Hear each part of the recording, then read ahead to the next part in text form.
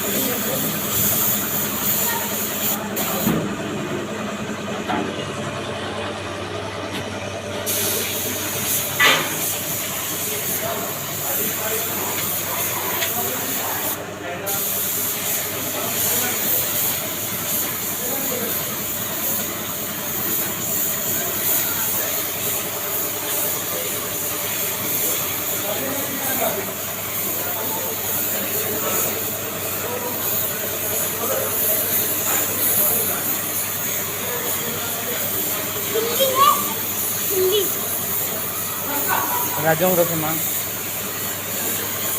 कितनी मोटी, पूछ कितनी मोटी चाहिए उनसे, बोल मोटी खिल्ली चाहिए, बोल राजू अंकल को।